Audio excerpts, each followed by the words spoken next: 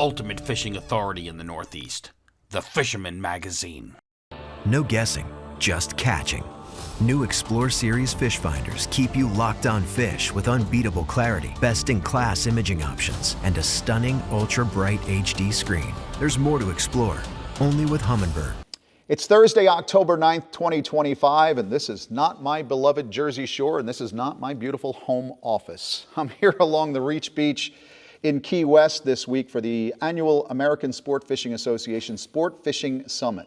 Yeah, Key West. Yeah, somebody's got to make the donuts, right?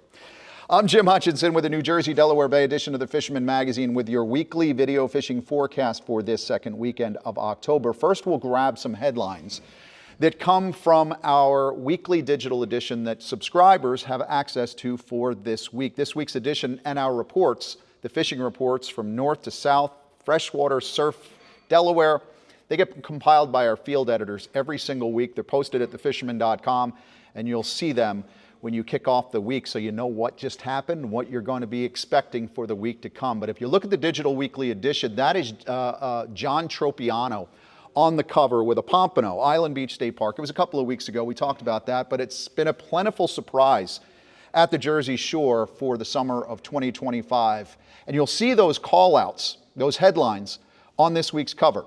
Pompano Still Biting on LBI. Yes, that's from the reports this week. Jumbo Stripers at Keansburg. Got one to talk to you about this week. Weakies Reds in Cape May. Yeah, weak fish, redfish. Those are the rumors out of Cape May, out of Hands 2 Bait and Tackle. And again, quote unquote, from Jason at Fisherman Supply, crazy yellowfin bite at the Bacardi. That bite continues. That all comes from the about 11,000 words worth of reports that are compiled over the weekend. And again, available to you at thefisherman.com. I believe all of our sources on LBI, going back to that Pompano, Tommy at Surf City Bait and Tackle, Stephen Carolan at Jingles, and of course, Greg and the crew at Fish Heads. Those salty panfish are still around, as are the kingfish, both northern kingfish and southern kingfish. They're in the mix. Now, we are starting to shed some of those summer temperatures back home. Not here in the Florida Keys. I have sweat enough this week. But no, we are getting some of those cooler temperatures at night, and the daytime temperatures are starting to cool off as well. We do need some cooler nights to chill off the water temps just a little bit, get that bait moving around, and perhaps bring a few migratory stripers into the New Jersey, Delaware region. Now, in this week's digital weekly edition, just to run through some of the topics that we cover in our weekly output, so to speak, Matt Broderick is talking about jigging, the October migration of striped bass. Surfcaster Ryan Norton talks about leaders in his Surf Prep for Success feature. We have a look at balancing the perfect fly presentation with fly fishing guru Mark Sadati, and trout plugging, a story by field editor Tom Pagliaroli. By the way, Tom P., as he's known on Rack and Fin Radio, you know him from Creekside Outfitters, but he compiles a weekly offshore report for us every week as well at thefisherman.com. Be sure to check out our regular weekly offshore exclusive video report. I'll have that kind of appearing on the screen here at some point where you can look at it. You can just click on it, YouTube subscribers, but that'll give you access to our weekly video fishing forecast for the offshore grounds from the tri-state region with intel, a sneak peek at everything from Adam and the crew over at Canyon Runner. By the way, I have a little bit of, going back to that weekly digital, I have a little bit of fun at my own expense this week, sort of. But every time I leave the beach this time of year, I get a serious case of FOMO, fear of missing out, right? So I didn't want to deal with that on Saturday morning. I really thought something was going to happen. I did drive the beach at Brick in Ocean County Saturday morning before enjoying, as you'll see in the editor's log, before enjoying the afternoon at Holland Farm in Cream Ridge, cutting sunflowers with my wife. Yeah, got to do that, man. But did not miss out on anything because as much as I was hopeful something would happen Saturday morning, it really didn't. So indeed, we are waiting for that initial push, those buffalo to storm the beaches from the east during the migration. And no, I was not exactly spot on in my prediction over the last weekend. Yes, we did have those westerlies, though ocean water was warm, still in the 70s, which if you think back 20 years, it's really hard to believe as we get into the second week in October. That said, we did get some big fish that seemed to arrive from somewhere. up along the northern Jersey waters in particular. The Fish of the Week honors this week goes to Joseph Rolla, who checked in via email on Monday morning. Joseph, sorry for getting your last name wrong if I did, but he caught a 46.5-inch striper this past Saturday along the Raritan Bay. Incoming tide, he was using a 1-ounce jig head by Todd Candy Jigs with a 5-inch Z-Man diesel minnow. I got to let the folks from Z-Man know that this week, that they are responsible for the first 46 or 40-inch over striped bass in our reports right now. But I would say that more and more of those migrating stripers are going to be coming in from the east. For folks in South Jersey, just keep in mind, a lot of those fish coming from the east are going to come in parallel to the south shore of Long Island. They intersect in Monmouth County someplace. That's why that bite gets so good so fast before those fish start sliding down the beach into Atlantic and Cape May County. Of course, Chuck Manny aboard his Tie Man said this week, quote, like clockwork, right on time. So it looks like Elon, under the planers, is right on schedule. Northern Monmouth County, and a good sign as you head into this weekend. That's great news for captains and crews fishing the Twin Lights Cup, the Twin Lights Striper Cup. It's a catch and release tournament based out of Bars Landing in Highlands. It's this Friday, October 10th. The catch and release contest goes to support the Monmouth County Mental Health Association. If you want some more details, get in touch with Captain Brian Rice. That's Brian at JerseyDevilSportfishing.com. You can also visit TwinLightsCup.com for details. Again, this video comes out on Thursday.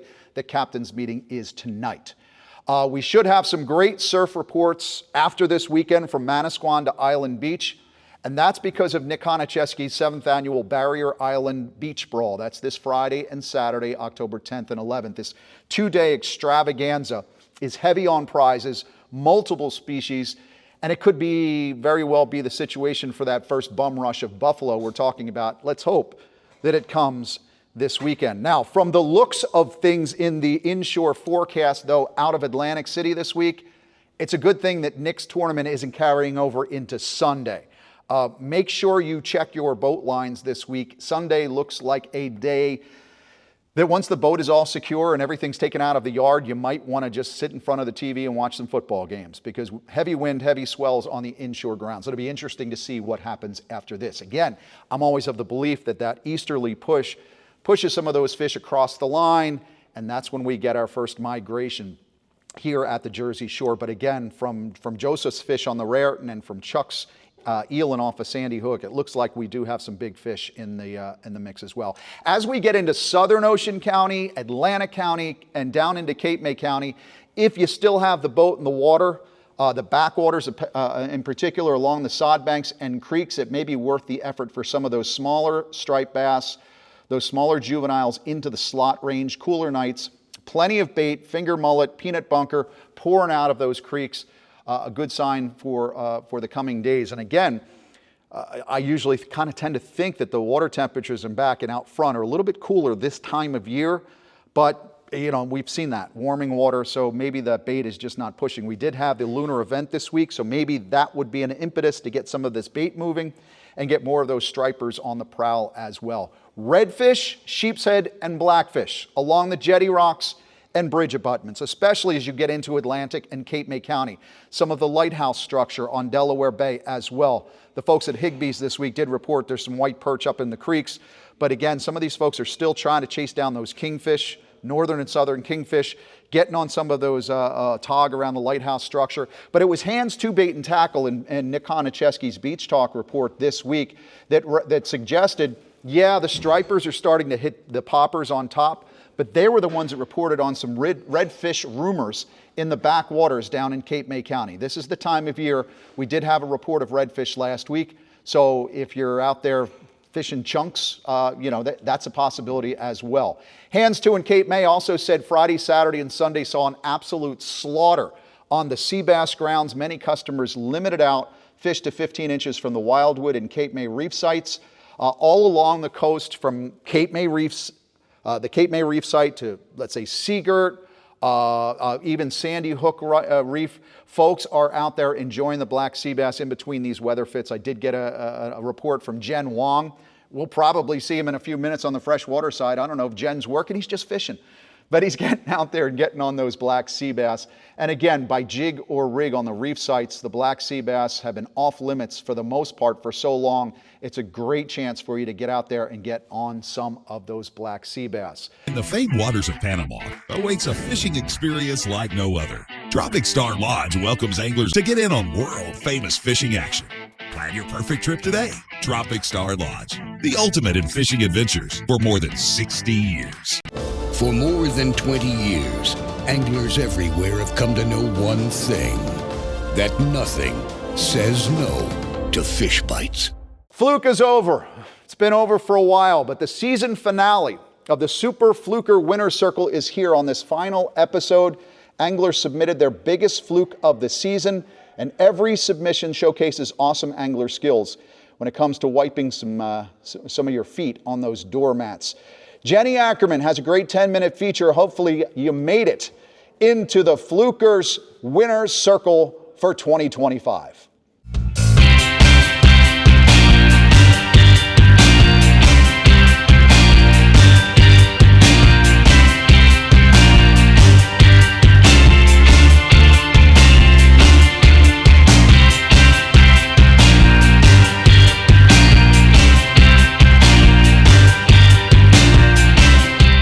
We got a drum roll for the Winner Circle Part 4. Hey guys, welcome to this week's Open Boat. I'm your host, Jenni Ackerman, and you already know what we're talking about today.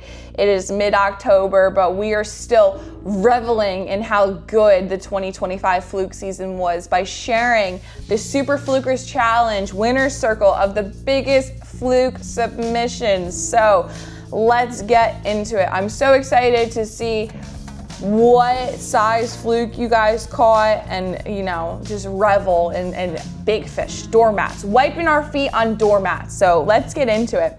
Starting off with Dennis Lott. He sent me this nice one here, and he says that this fish was caught on the Ocean City Reef, and it weighed 5.25 pounds and was 24.5 inches long. So that's Dennis's first one, but wait, there's more. Dennis sent us in more flukes. Here we have Dennis again, who said caught these two behind Brigantine in June. One was 23 inches and the other one was 22.5. So congratulations, Dennis. All of those were excellent flukes. And take notice, we were talking about patterns of where these fish were caught. He said they were caught in the back. So, you know, back bay fluking, you know, don't diss it. Go give it a shot. Here we have Ken Wong with a nice fluke that he caught this past 2025 season. And then we have Tom and his father out here slaying the flukes. They have two very nice fluke here, and Tom says we got a stiff competition. So we got to look at the pictures back to back, because Tom says that it's his father and him, and one of the flukes was 25 inches and the other one was 25.5, both caught in the Manasquan River.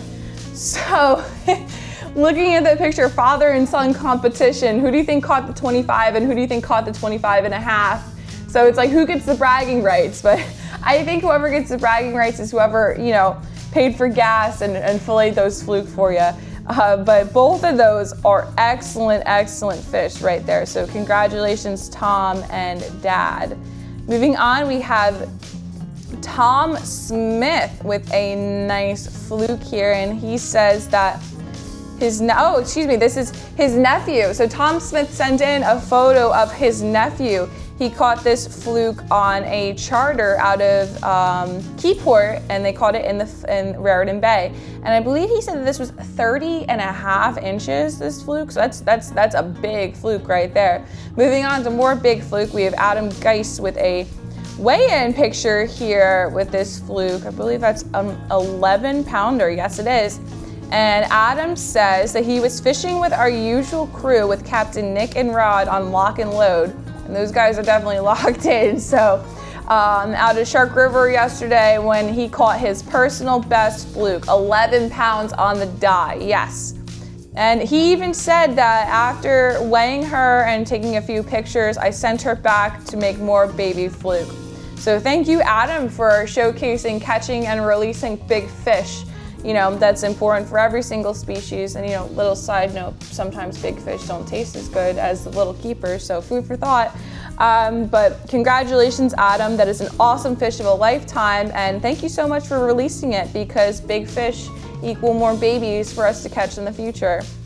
Next up, we have Bill Nelson, all smiles with his nice fluke, and he said that he caught this biggest flounder this season was a 22-incher dinner for 3, caught on his boat off of Cape May, on the Cape May side of the Cape May inlet, just as the rocks start from the harbor. And he said that his wife thought he had another snag. And he goes, what a tasty snag that was, and shares a picture of his nice fluke dinner. It's making me hungry. I could go for a fluke sandwich right about now, all this talking about fluke. And then this was a really interesting submission. I was very intrigued, and I'm gonna definitely try this next year. Submissions from Darren Tremmel. So here he is holding a fluke, you know, traditional like shield style. You know, you hold the fluke out front of you like you're holding a shield. And he says that here are some of his 2025 fluke photos. He says he's been experimenting, and you're gonna see it here right now, with the sideways shot for all the naysayers who claim the fish looks bigger and then you're holding it out in front of the camera. LOL, he says. So you can definitely see holding the fish sideways, like you can see the length, and there's, you know, there's no way a naysayer could be like, oh, you're holding the fish out too far. When you can see its side profile and see the length it truly is, that's, you know, that's interesting. It's a good little experiment. So, you know, if you guys are getting bothered by people in your comments with questioning how big the fluke is, maybe try this next season to kind of silence the haters, you know. Moving on, we have Ferris Cody with 2 flukes. Ferris is from Quincy, Massachusetts, but he took a trip with his family down to Wildwood, and his mother sent this in. He's 12 years old, and he was super psyched to get his first catch of the summer. So congratulations to Ferris. He had a 23 and a 21 incher. So that is absolutely awesome, and that's one way to share an awesome summer trip, you know, back to school. Now that you're back to Massachusetts, saying, hey, I caught 2 nice doormats down in Wildwood. What did you do this summer? So moving on, we have a submission from, his name is Patrick. He's submitting pictures of his father, Hans, who caught a 24-inch fluke on the mid-island of LBI on one summer Friday in August. And listen, for a Friday in the summer, that beach looks not super duper packed, which is, you know, nice to see, nice relaxing, you know, almost local summertime, you know. But he's got, I love Hans' shirt in this picture. It's just your classic fishing shirt, you know, like a good meme of let's move to another spot, and the fish are just right underneath you, just looking at you like, what are you doing? But it's a really, really nice fluke too, nice taped out, and nice color on them too. I love seeing the nice light color flukes when they're caught. So next up, we have Jim Bloomkey with a jumbo in a tote.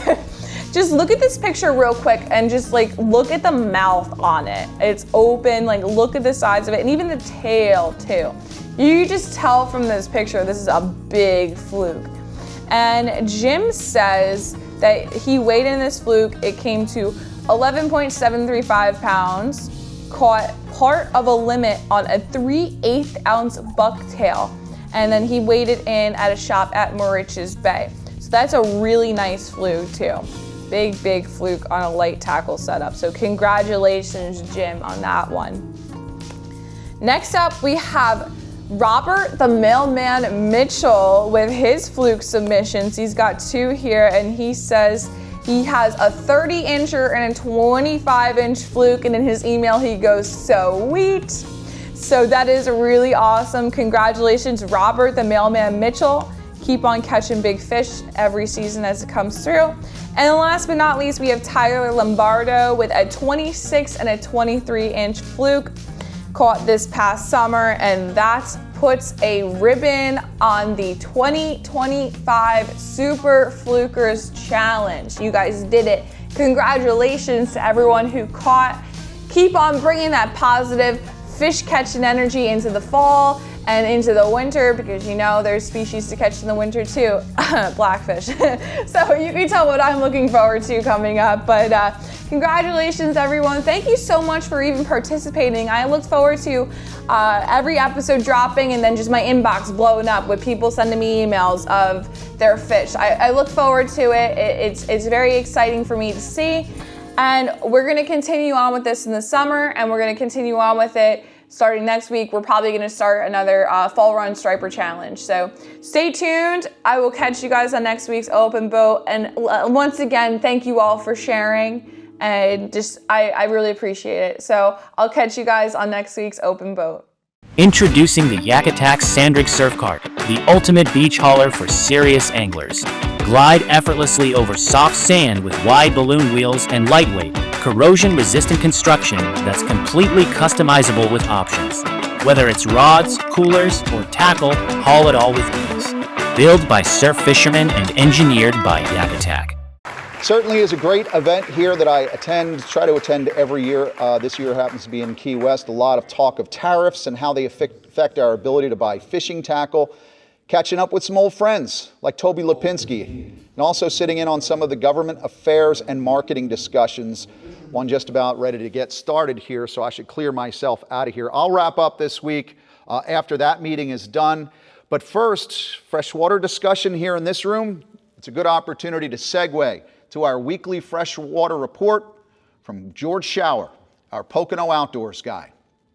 Well, hey, thanks, Jim. What a nice breezy afternoon here in the Poconos. A little bit of rain and cooler weather starting to move in. Hopefully that will kick in this nice fall bite that we all been waiting for. You know, temperatures have been bouncing around. Actually, water temperatures were starting to kick up a little bit with the warm front we just had earlier in the week. But I think we're on the downtrend again now with these cooler nights. Should really start to fire up those fish on that fall bite. A couple of guys checking in, getting some action here over in Jersey. We had the smallmouth with Chris Pereira. He said they were hanging out about 20 to 30 feet, managed to get on them with a drop shot before they started having some boat issues, but he did manage to get on a couple of good fish. Good work there, Chris.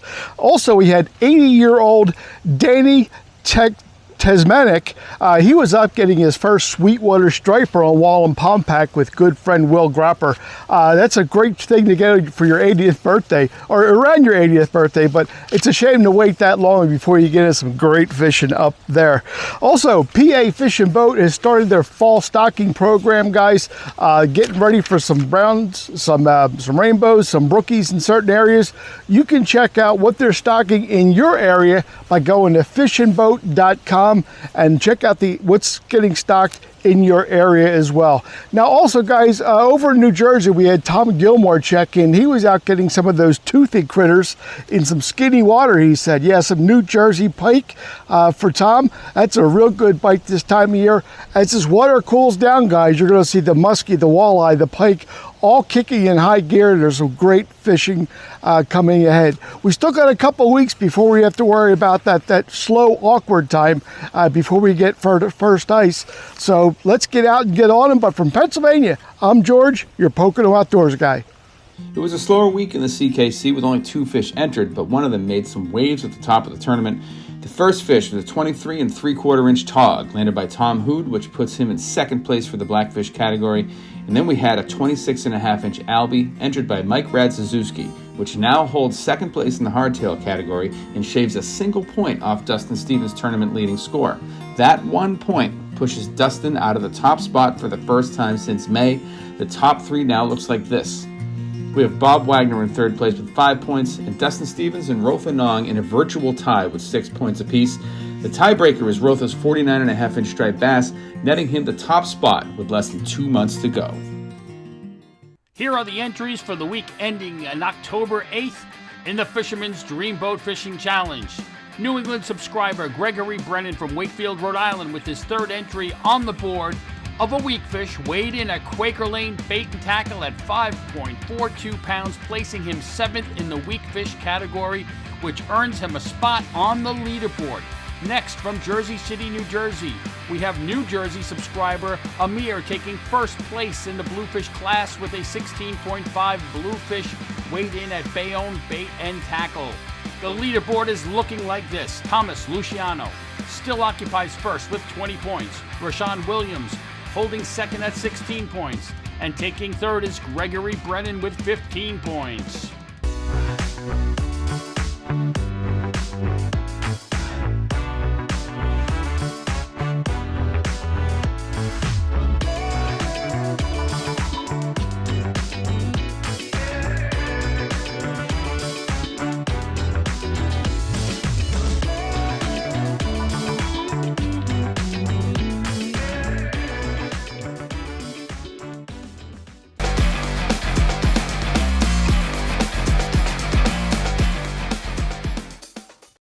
This week, the Delaware Department of Natural Resources and Environmental Control has established a new daily recreational bag limit, 50 fish for spot. So that is effective right away. Those tasty saltwater panfish that are so great for baits, for jumbo summer flounder and striped bass and tuna, is now regulated, a 50 fish bag limit on spot. Now this action came because Delaware was forced to comply with a mandate from the Atlantic States Marine Fisheries Commission, ASMFC. Yes, I am in Key West, a hot Key West this week for the ASA Sportfishing Summit.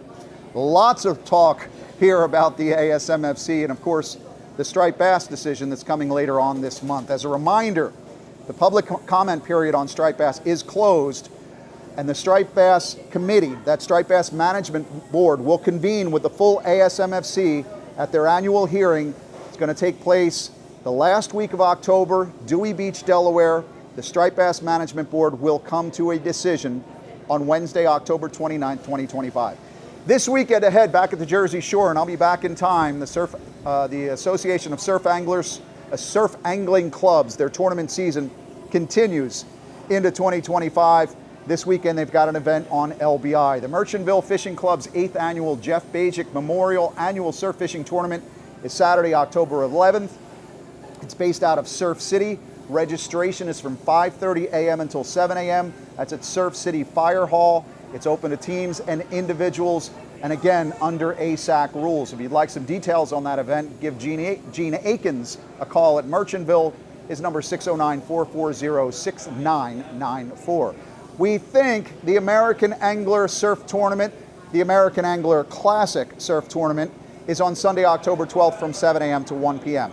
I say we think because that's the actual post I saw on Wednesday at AmericanAnglerUS.com. So if weather is especially sour on Sunday, the rain foul weather date for that event is October 19th. So if you want to check the details for that, that is AmericanAnglerUS.com. Finally, word from the New Jersey Division of Fish and Wildlife. They've announced that the Round Valley Lower Boat Ramp Kayak Launch Area and Lower Gravel Parking Lot will be closed from Thursday, October 9th, all the way through October 24th. That's for the installation of new docks. Now, the upper boat ramp and parking areas will remain open, so boaters, trailers, kayakers, personal watercraft, whatever you've got, you're encouraged to use the upper ramp and the parking areas during this time. I've noticed some fish jumping behind me, hoping to get a little bit of night action here in Key West before I come home. But again, the word from home is some bigger stripers are trickling in from the east and hitting those northern grounds, North Jersey, Monmouth County, Raritan Bay. Hopefully that continues over the coming days. And again, smaller bass are getting more active in the back bays down through South Jersey. They're feeding on mullet, finger mullet, peanut bunker along the sod banks. Now remember, in addition to black sea bass on the nearshore wrecks, you also have triggerfish around as well. 6-year-old Edward Forst. Edward, 6-year-old, might have gotten your name wrong, but I'm not going to get this catch wrong. Caught a really fine triggerfish while fishing with Dad this past Sunday at Garden State North while fishing with green crab. Green crab, an excellent tog bait, but don't forget about the sand fleas, mole crabs, sand crabs, whatever you call them. They'll also help you score some tog Still have that one fish limit all the way into November. Along the bulkheads, the jetty rocks. Noel at one stop in Atlantic City, he called AC Tog City. So yeah, clearly blackfish action is banging on the AC jetty front. I will be back Friday, back home in Jersey. That means the cat's away for another couple of days, and I might see you on the beach this Saturday morning looking for some of those stripers that are hopefully arriving very soon. Catch them up. I'll catch you again back at home next week right here at thefisherman.com.